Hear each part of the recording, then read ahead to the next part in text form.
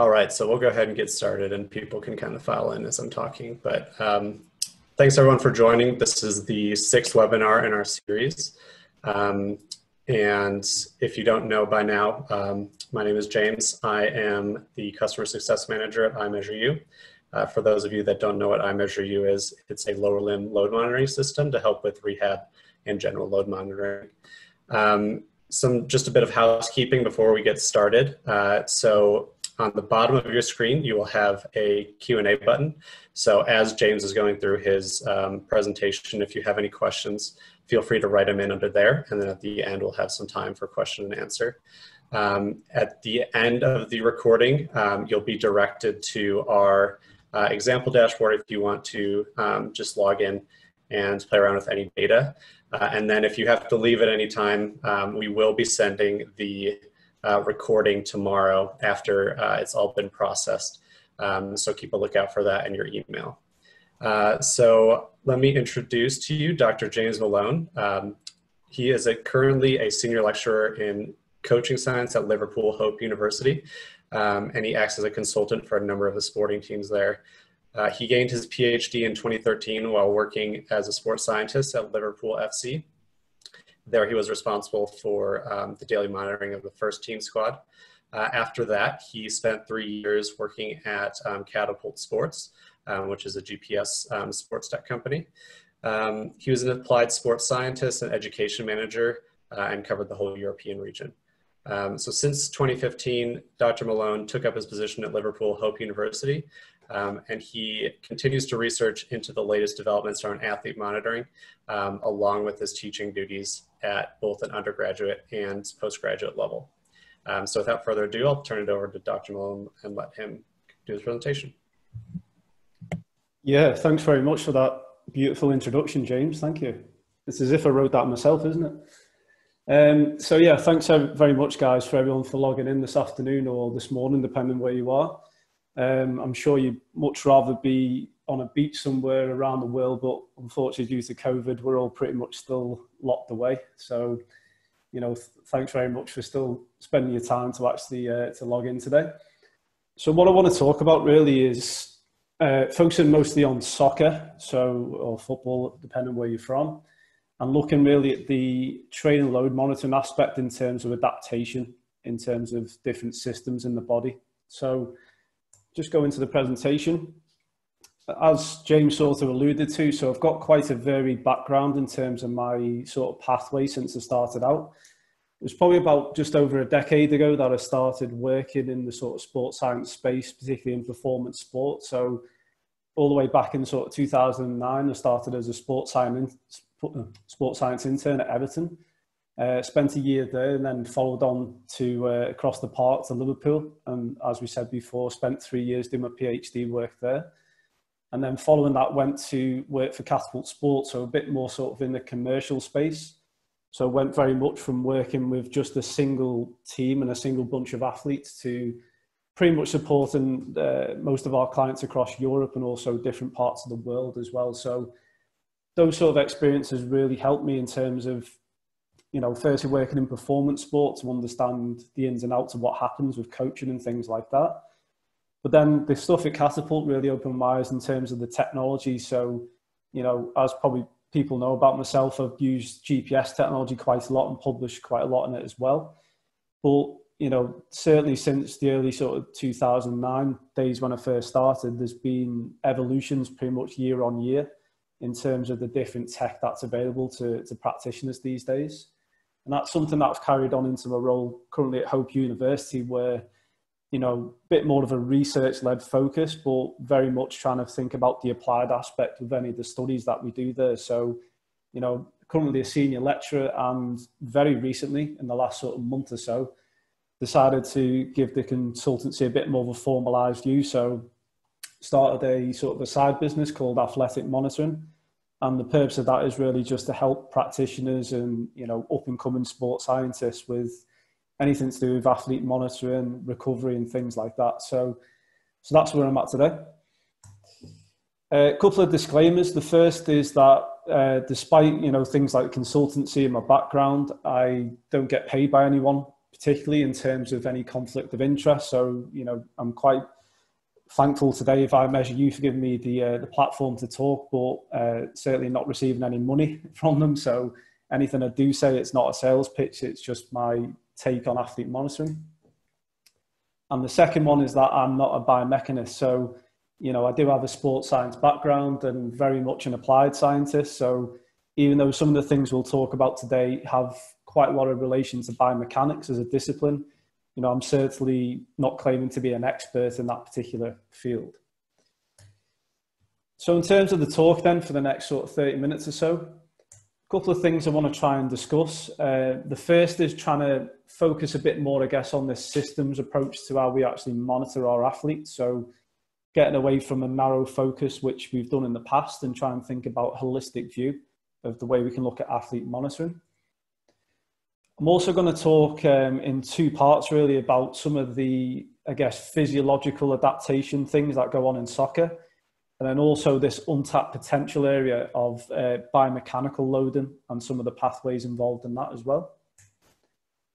And the third point really is just to try and drum up some interest and some discussion in this particular area, because for me as a researcher now, it's quite an exciting field to be in. There's quite a lot of things which, you know, things that we haven't done, but then also things that people maybe have done, but just not in enough abundance to be really sure about the evidence base. So, you know, there's a lot of potential things that we can look in, and there's some of the things I want to try and bring up today.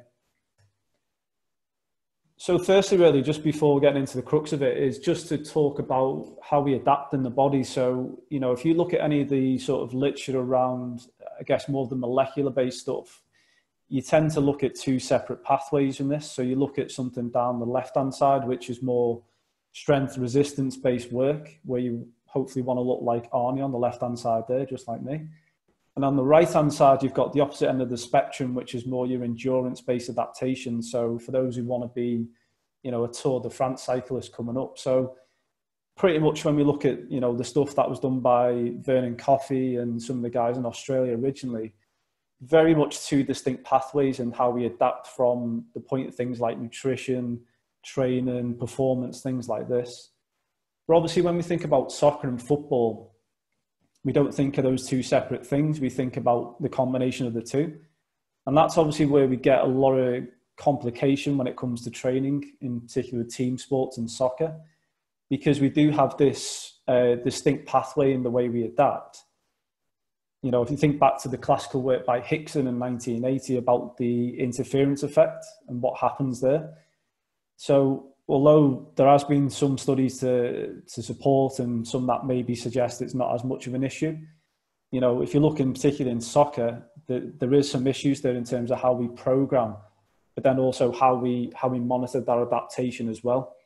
Because if we have to do something which is quite complex from a theoretical perspective, that it becomes quite difficult as well from a technological perspective also.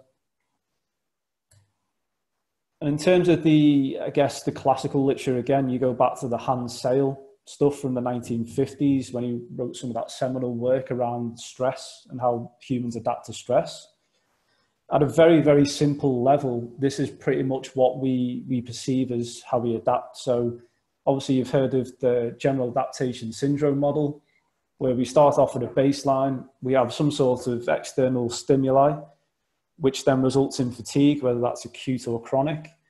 Following that, we then have a recovery phase, and that's where we obviously go back above our baseline and we have that adaptation effect, otherwise known as supercompensation. So all of those things are, you know, pretty much set in stone of what the sports scientists will know. There has been, in more recent years in particular, some critique of that sort of approach and how, you know, it is a very simplistic model, and actually in the body there's actually a lot of different things going on.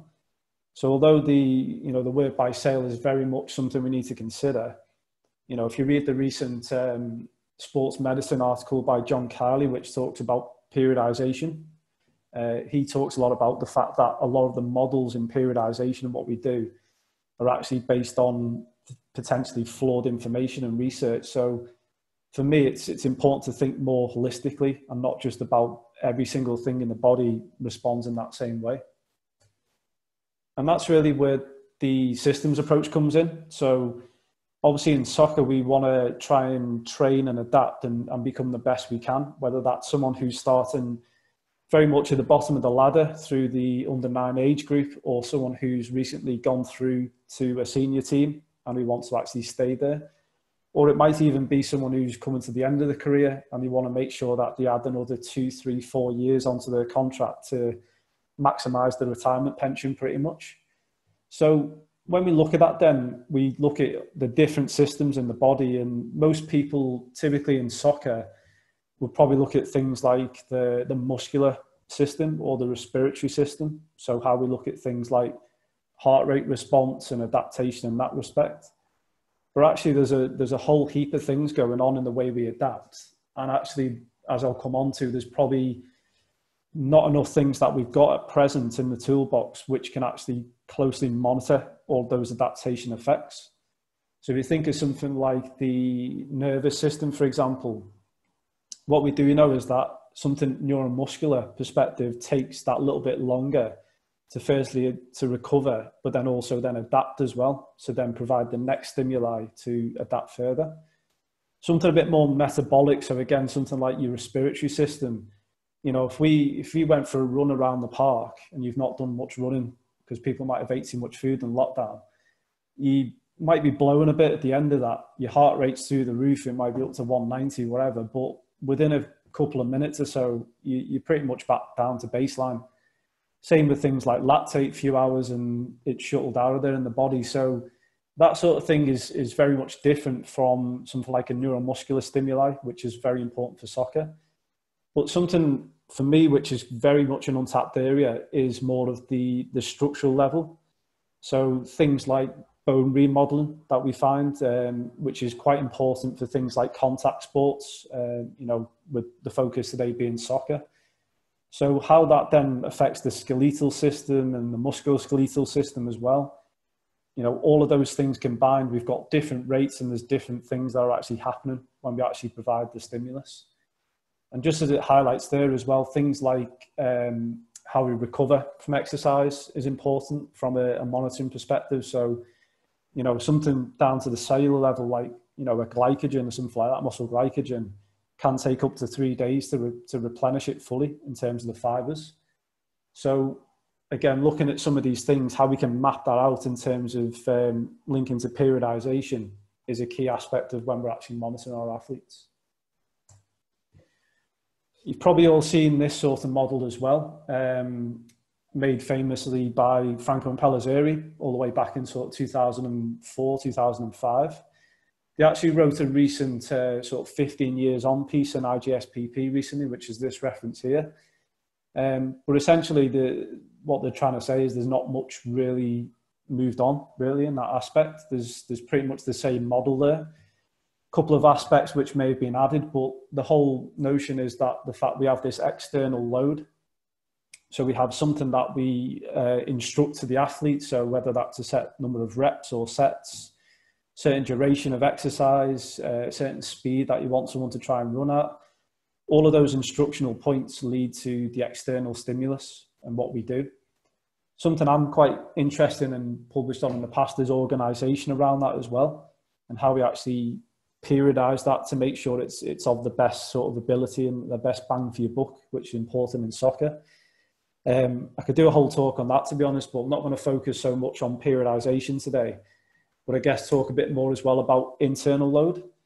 So again, looking at that internal response to the external stimuli, there's a whole heap of things that are going on. So as it says on the right-hand side there, we've got things like genetics and health, nutrition, psychology, which is an untapped area, and also your individual characteristics, whether you're from a certain ethnicity, certain age, things like that. So again, one thing I always found difficult was if you're trying to monitor 25 athletes in a soccer squad, again, all have got different backgrounds and injury rates, things like that. You know, it's very hard to actually closely monitor those without key, clear metrics that you want to look at. And as I'll come on to, there's so many things that you've got available, you know, particularly with systems like a GPS system. You have upwards of, last time I checked, probably about 300 metrics So you've got your core metrics and derivatives of those. And, you know, for me, you just want to know what's the key ones that actually show relationship with adaptation or injury risk are the two things we're concerned about. So that's the model, the Impellizzeri one. A couple of years ago, though, there was actually a bit of work done by originally guys at John Moores, who've then moved back to Leuven in Belgium University. And that was talking a bit more about this conceptual model of adaptation. So I quite liked this paper when it came out. And again, it wasn't original research as such at the time. It was more something that group felt was something that needed to be addressed in the literature, which I was actually reading at the time. And I thought, you know what, this hits the nail on the head. This is something I was thinking about for a long time, but I think this diagram puts it together really nicely about highlighting some of those points. So basically what they did is they just split it down the middle, and they looked at physiological aspects and also biomechanical aspects. And, you know, when I first came into the game, there was pretty much, you know, your old sort of GPS units, a bit of heart rate stuff. RP was a bit of a nightmare trying to get it off players because they just tell you to do one. So there wasn't really that much consistent data really that you could really trust. These days with the buy-in you get from players, it's a lot better. You know, there's a lot more robustness in the data in terms of you can trust it a bit more. But as I'll come on to, there's probably not an extensive list that actually show a link to adaptation. So the first thing I just want to talk about really is the left-hand side, so the physiological aspect of it. And as it discusses there, some of the measures that it proposes for these types of things. So the top left-hand side is the external load stuff. So anything to do with, say, distance or speed. More recently, you've got your met power stuff as well, and then you've got your accels and decels, things like that. And then the internal side, you've obviously got your more cardiovascular-based stuff, a bit of VO2 stuff, and your RP, as I mentioned before. So when we actually try and measure the physiological external load, you know, these days there are different technologies out there that we can use from a physiological perspective. Again, you know, probably the most common one, both in terms of volume of people using it and also in terms of publications and how people have used the data. You know, GPS is out there. Again, back when I started, the price of the system was quite high, to be honest, and only the elite teams could really afford it. These days, though, you know, prosumer clubs and the lower league clubs can afford it as well. So it is pretty much all the way through the leagues now that we've got this sort of data. But obviously, when we're talking about GPS, we're talking about something that goes all the way into the sky, into the satellite, beam back down. Through the Doppler effect, we have things like your speeds and your distances covered, etc. We then also have optical systems, so optical tracking systems. So going back to the early days, you had the likes of your Prozone, who then combined with the Misco at the time. So they had a fusion of the two companies. Then more recent years, you've got companies like TrackAb, and you know, most recently in the Premier League anyway, you've got Second Spectrum, who took over the license for this year. So already we've got quite a lot of things going on there. So we've still got the same player in the centre of the pitch, but again, we've got difference in system. And I guess the other thing that came into play probably 6 years ago was the use of LPS, so local positioning systems. So that works a little bit differently because the system itself is encapsulated around the stadium or training ground. So rather than going all the way to the sky in the satellite, you actually create your own, I guess, satellite hub around the stadium. So with that in mind, it increases the accuracy of that position. So most companies will probably suggest that they can get their accuracy to about 15 to 20 centimeters positionally. Whereas GPS, even with the likes of your GLONASS stuff, is more around sort of 60 to 70 centimeters. So the accuracy is a lot better, which in theory improves the validity and reliability of that. However, there are some studies which have shown that it's still not 100% ideal. So there's still issues there in terms of certain measures. And again, I don't want to talk too much about that stuff today, but there's certainly papers in the last couple of years which show that as you increase things like speed and accel, decel stuff, even with an LPS system, you do still get error. So you know, for me, the key message there is that there's a lot going on. There's a lot of different systems. A lot of time in soccer, we don't actually use the same system consistently. So you might have a situation where a team use a GPS in training, but then use the optical tracking in the stadia, and they're actually trying to merge the data across the two. You know, and there was a paper by Matt Tabner a couple of years ago which looked into that and found that, you know, some of the earlier GPS doesn't really relate that well to the actual optical system. And we've just actually submitted a paper in review looking at the more recent second spectrum system in the Premier League, and actually comparing that with TrackAB and also with the latest GPS devices. And even with the latest stuff, we find that there's still differences between different systems. So again, for me, it's something that's very common, but I don't think we've particularly nailed it 100%, and there's still areas in terms of how we actually measure the external load. And I think that comes from really the confusion around which variables to look at. So if you look at this paper by Rich Aikenhead and George Nassis a few years ago, who did a very simple survey on a bunch of practitioners, the most common external load variables that we find in soccer are total distance, or if you're going to express it maybe by meters per minute, distance above 5.5 meters per second, so otherwise known as high speed distance, and also distance above 7 meters per second, also known as sprint distance. Now, again, for me, why we use those values for those speed thresholds, it's all stems from one paper published about 15 years ago, and it's pretty much stuck since then. And I know there's been a movement recently about potentially individualizing those zones, and again, that could be a talk on its own. But when we look at teams, these are the ones that are commonly used. We then also have our more, I guess, acceleration-based ones. So we've got accels, decels included in that as well. Teams typically use things like number of efforts over 2 meters per second squared. Metabolic power, which has come into play more recently in the last decade, where we're trying to look at the energetic involvement of movement. And again, for me, that's something that was a misconception originally. It was seen as an energy, energy quantification tool when it isn't, because that's not what it's measuring.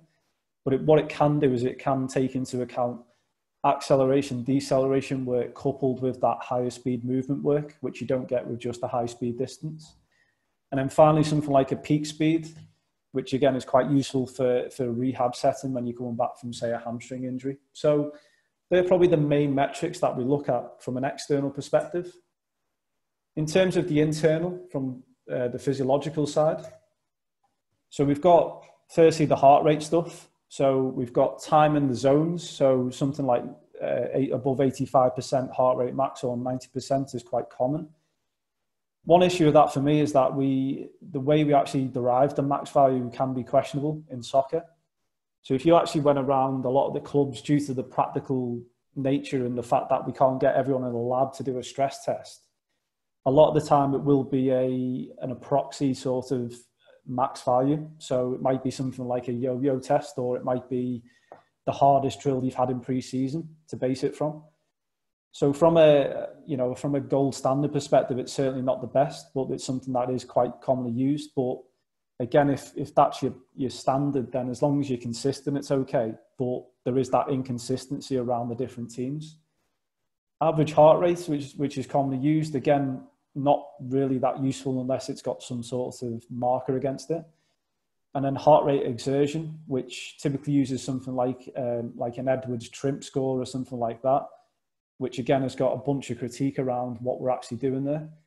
And just from a practical perspective, really, I remember of my massive databases that I used to create of all the data every day, by far the most error was always with the heart rate data, mainly because, if you're doing intermittent exercise in soccer, your belt often is going up and down, it's getting hit with the ball, and actually keeping it in a consistent place on the chest is quite difficult.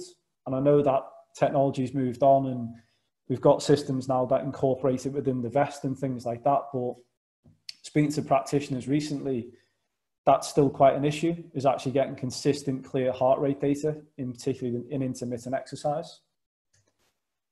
And then we've also got RPE. So RPE, again, is by far one of the most common used to measure internal load. You've got things like your session RPE, which is then used to derive things like load and monotony strain calculations. More recently, you've got things like splitting the RPE down into respiratory and muscular RPE, so getting the player to think about different parts of the body.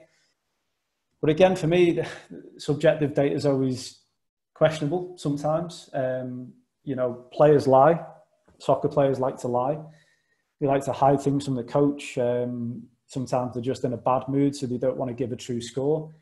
So there's a lot of things there which can actually, again, make the data not very good. If you've got buy-in, you've got education with players, it can be a very good tool. But again, subjective data for me, I'd always prefer the objective stuff if we can get a valid measure.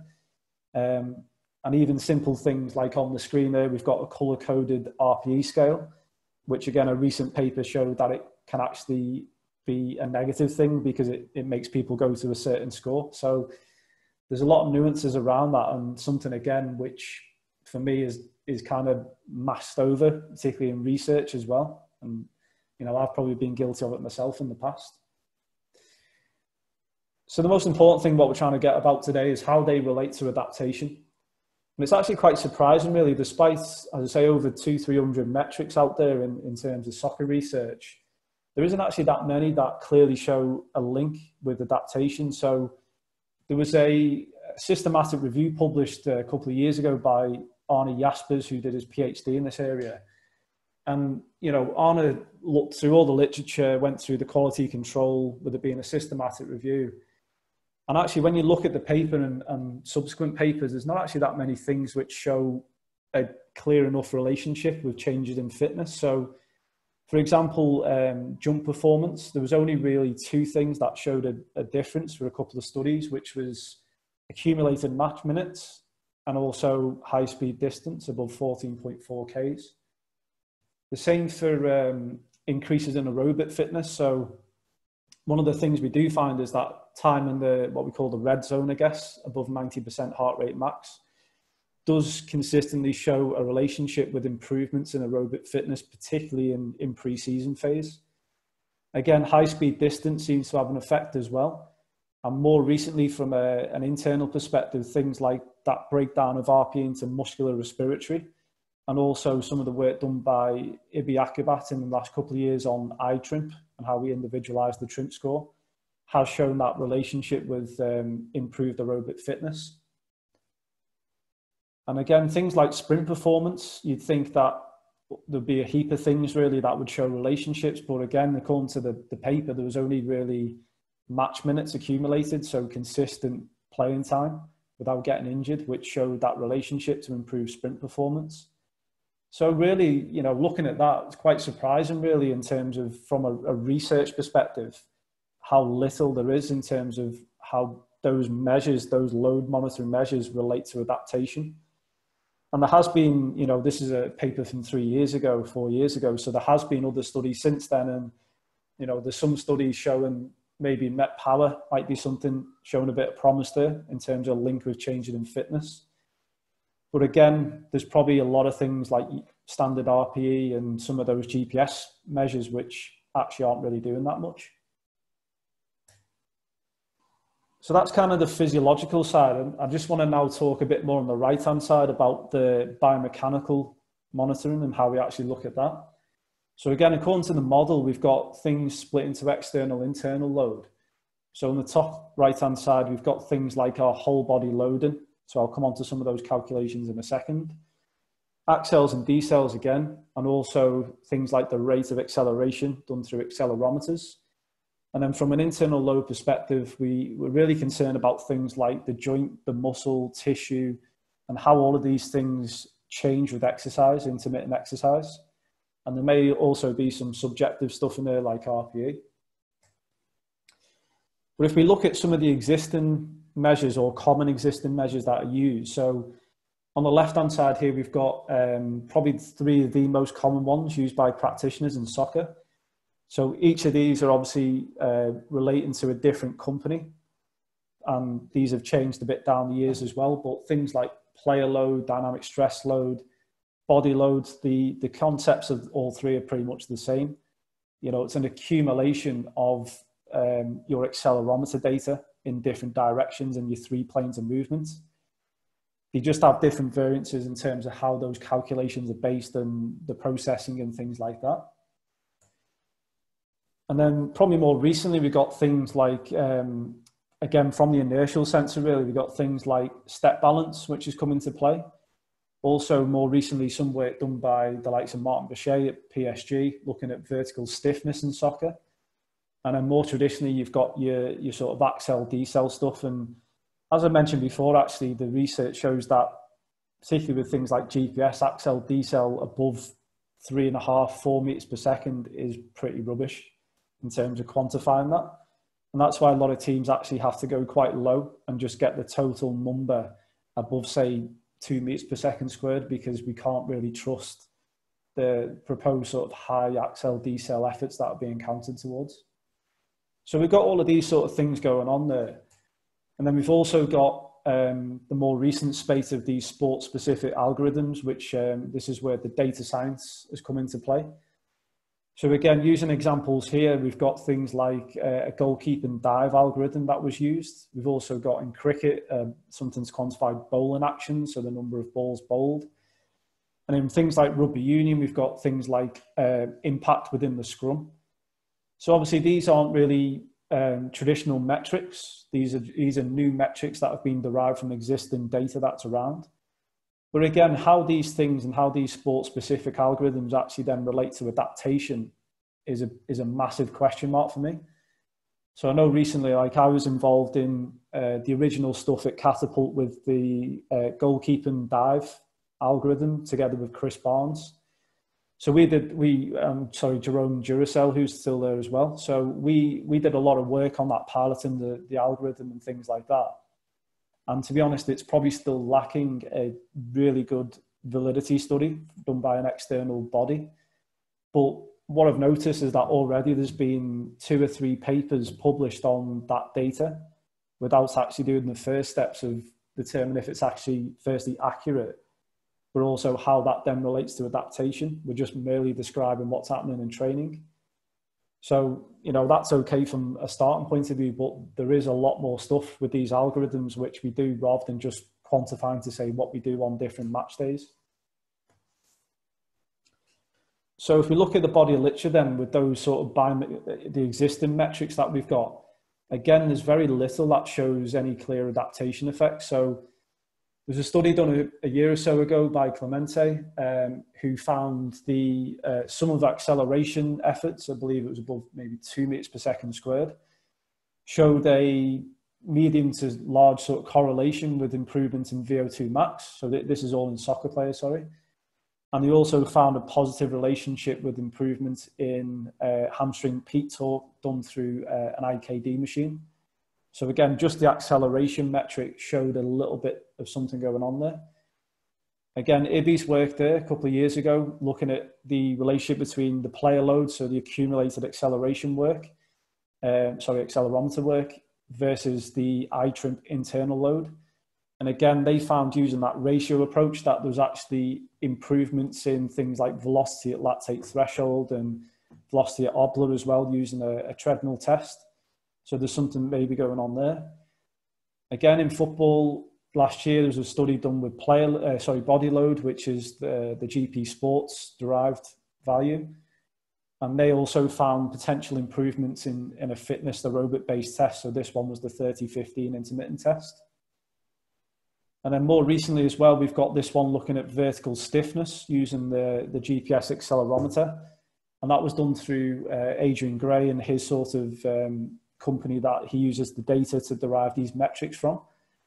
And again, they looked at tactical periodization in soccer and how that actually, you know, how that changes across each day. But again, it was only done across 3 days and, excuse me, they actually found there was minimal change in some of that data and how that related to things like counter movement jump and some of the sort of sub-max measures as well. So all in all, again, this is pretty much that's out there. There might be the odd 1 or 2 others in other journals, but there isn't really that much going on in terms of a clear relationship between existing biomechanical load measures and changes in adaptation and fitness. So it was quite music to my ears, actually. Very recently, I read this commentary piece by Jasper Viel. And, you know, it's only a short piece, couple of pages long, but it's a really interesting piece and it's free to download. I'd suggest you take a look at it if you're not already.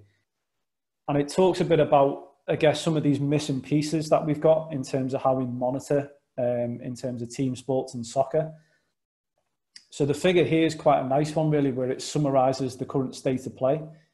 So what we've got on the bottom axis is going from the left to the right. We've got something really sort of, you know, cellular or really small.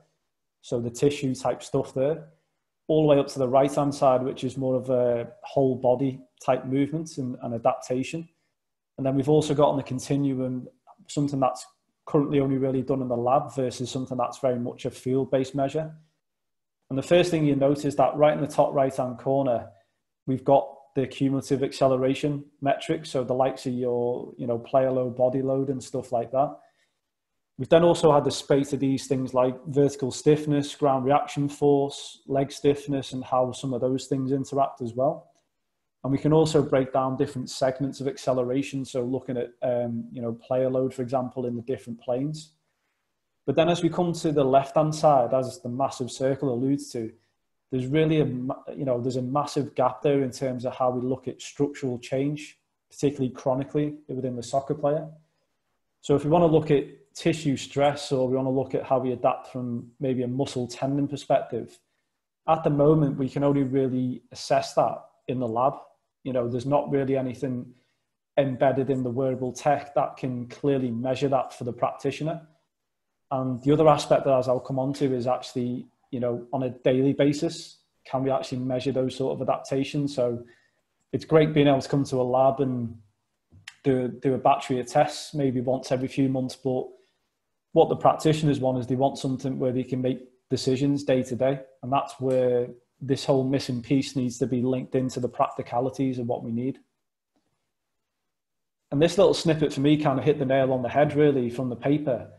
And it talks about some of the things I just showed you earlier, the current state of play in the research, really, that the evidence at the moment with the relationship between the current load measures from a structural tissue level is really lacking. But then also the second part there, and how we actually relate those measures to the load response pathway, is really limited. You know, it is, even for the physiological stuff, there's actually not that much that shows a clear pattern. You know, probably part of that issue, and I take the blame for this as well, is that a lot of research probably just describes what's going on and it just quantifies the load and what's happening. And there's not actually that many things where we show the load versus fitness change, mainly because soccer coaches don't like fitness testing. It's very, very hard to actually consistently do, particularly at senior level. You know, youth level is a little bit different. But at a senior perspective, to consistently do testing, and very good testing as well, is near impossible with some coaches. So for me, that's probably the reason why there's still that gap in the literature. So just coming towards the end of the talk now is a bit about, I guess, the position of the device and maybe some of the future directions in which we're looking at. Because, you know, going back to the last sort of 15, 20 years since the likes of your GPS, etc., came out, the unit's still positioned on the back. You know, it's between the scapula, it's harnessed in a little funny sports bra that everyone looks at a bit strangely, and it's not really changed. The devices have got smaller, you know, sampling rates have got better, but the actual position of the device is very much still on the upper body, which is fine if you want to look at speed and running and all those types of stuff, any locomotive data. But actually what we're concerned about, according to that figure previously, is actually the biomechanical response, and actually below the hip is where everything's going on in terms of soccer. You know, that's where we're kicking the ball, that's where we're actually getting those adaptations and things like that. So there's recent technology, you know, that's come to play. So there's now things like whole body wireless EMG systems out there. There's also markerless tracking systems that are mainly still used in the lab, but also a little bit now in the field as well. But again, for me, it comes back to that word about practicality. So I know, for example, if you take that picture on the bottom left-hand side, if you went to a senior pro and said, put all this gear on and go and train, I'm not going to swear, but they'll tell you no. Same for the markerless stuff. It looks great and, no markers, so fantastic. But to practically set that up every day and consistently get that data out on a pitch as well becomes quite tricky. So that's what we're talking about here, about the tech is actually there. It's around, but it's actually practically getting that data on a daily basis, which we need to make sure we can do. That being said, without sounding miserable about it, thinking back to GPS, when I first started at Everton and Liverpool, there was a point where, you put the vests out for the players and maybe only half the squad would wear them. They were very much like, what's this? I've never worn this before, and then just toss it into the kit man's bin, and that's it. These days it's different. Interns have got it lucky these days because players don't even think about it. It's part of the kit now. They just chuck them on it with the boots.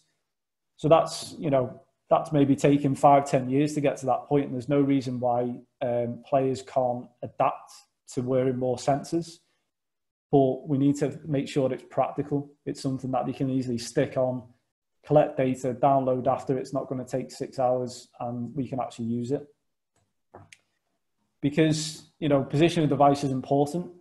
If you think about things like the center of mass, which is important in sports science, this study a few years ago by Steve Barrett, who was recently at Hull City, shows that actually if you even change, so this was done through a GPS accelerometer, if you change the position of that device from the scapula, or between the scapula, and something a bit more measured from a center of mass, if you look at the player load data there, we find that there's an underestimation then in the actual value when we look at the scapula versus the COM.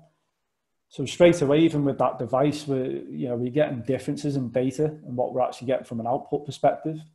But again, that's still not on the lower body in terms of what's going on from a tissue and tendon perspective. And I guess that's where companies like iMeasureU and others that are coming to the field now, where potentially they could step into this sort of gap and provide that sort of data from a practical perspective. Because, if you look at a system like this one, it's easily to just clip on the leg and onto the side and use it. And hopefully from that data, with some of the metrics that, I've seen, to be honest, I've not used as yet. I'm hoping to do some research on. But maybe we can start to look at some of these things like bone and tendon and ligaments and stuff like that. And the thing as well, speaking to Dan from the company actually a couple of times, and it sounds to me like a lot of people are mainly using this system for rehab and actually tracking rehab. And there was an excellent webinar by Mark Armitage recently on that sort of rehab case study. But for me, rehab means that you've done something wrong, you've injured the player. So what we're more concerned about is training and matches. So we need to make it practical so we can actually wear this device or whatever device it is every single day, collecting that database worth of data and then using that to then link to adaptation. Because again, what we know is that there is stuff going on. So there's a really nice paper done last year, published in EJSS recently, where it looked at even a single session of intermittent exercise. So just basic intermittent running. And this was done on, typical university students. The collected venous samples in a time motion time course respect a couple of hours before, during and after. And again, what we find is that we actually see these changes in the bone resorption and formation markers, even with one session.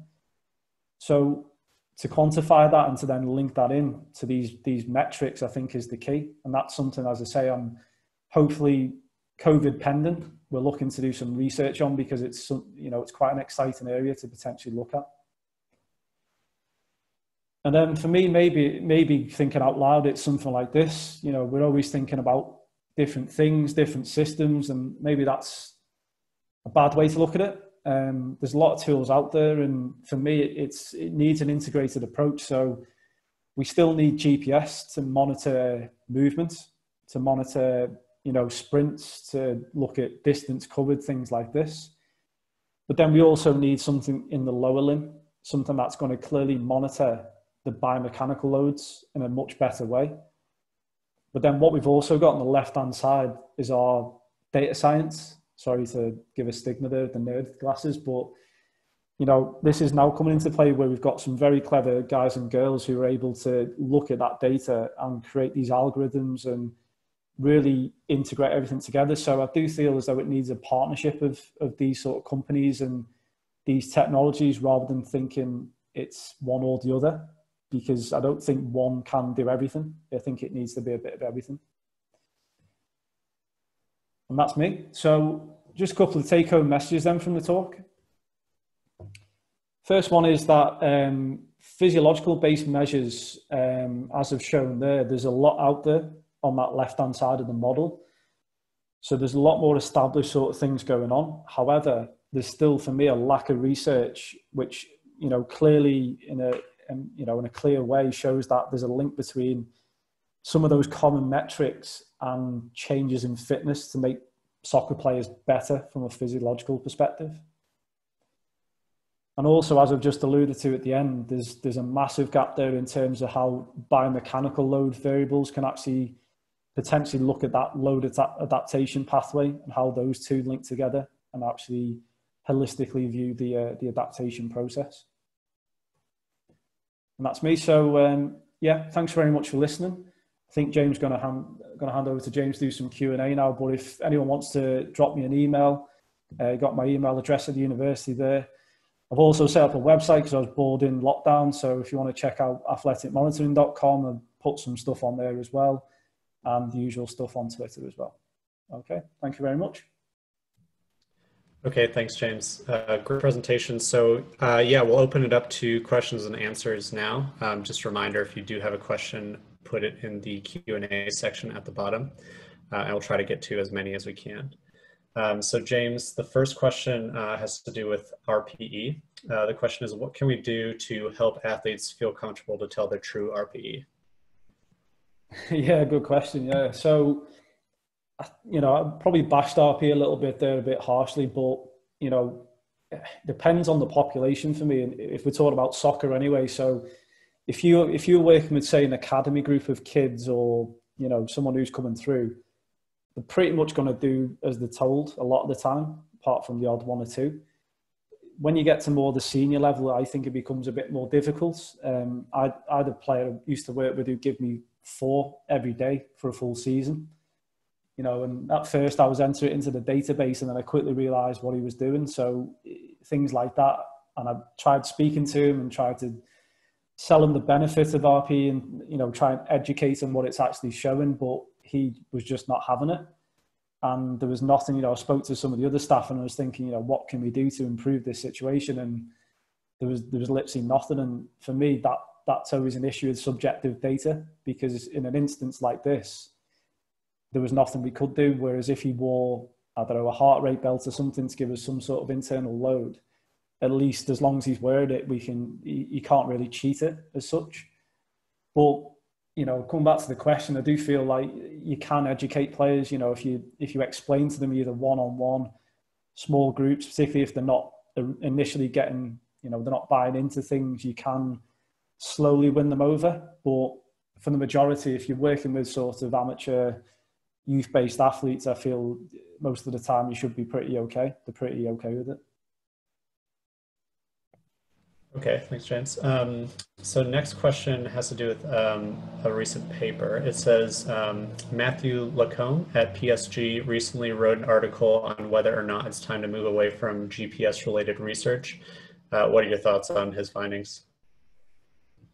Yeah, well, I saw the title the other day. I didn't actually have a chance to read it yet, but I think it's partly true. So I feel, as I said in the talk, really, there's a lot of research and just quantifying particularly external load. And as I say, I'm guilty of it myself. Some of my PhD work was on it, and even as recent as last week, I published a paper on it. So I can't really want to talk, but yeah, I don't think it's dead, because as I say, there's still there's not that many clear measures which show the link with adaptation from a research perspective. So for me, it's not completely over, but I kind of get where he's coming from in terms of there's just been a mass of these descriptive studies which aren't really adding anything to the field. So yeah, I partly agree, but also I also think that, you know, there are other measures or there's more studies to be done, but more looking from an adaptation perspective.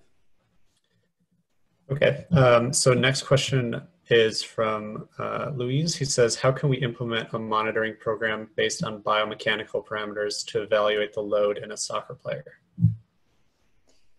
Yeah, I mean, it comes back again to what's currently there and what could be used in the future. So at the moment, a lot of people may just use something like, you know, a player load. So something like that will give an overall whole body acceleration based view on load. But one thing I noticed, particularly with measures like that, is it's actually very, very strong correlation with distance covered.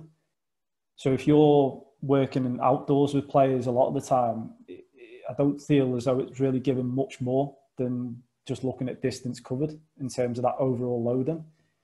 If you're obviously working in indoor sports, so basketball, for example, then it might become quite useful because obviously you don't get a GPS signal out in the indoor setting.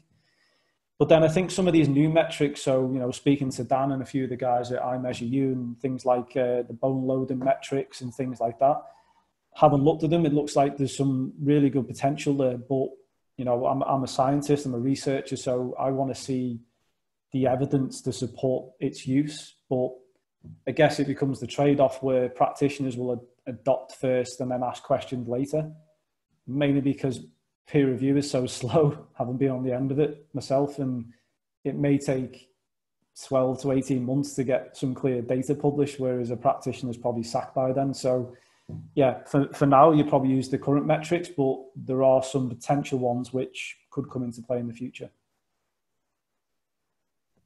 All right, next question is, he asks, is the findings from this presentation still applicable to other sports besides soccer?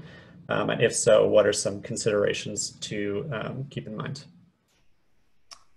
Yeah, I mean, if we're talking about, say, team sports as a whole, certainly there's a crossover there, but I guess it becomes a little bit different when we're talking more with contact sports like rugby, AFL, things like this. So you've obviously then got, from a biomechanical perspective, a whole different ball game, pardon the pun, because you've also then got contact load, which is something which people have been trying to measure for quite some time now. And again, it's something which is probably not 100% accurate because, you know, I used the example before of the rugby scrum algorithm, which was developed. So looking at that, you've got isometric contractions going on. GPS itself is telling you nothing because it's not moving.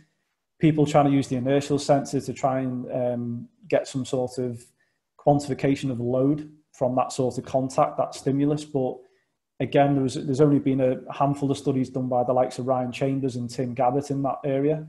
There needs to be a large sort of body of research before you can hang your hat on it and say, right, that measure is going to tell me what it needs to tell me. So again, that for me is something which is a big area, is something in contact sports as well.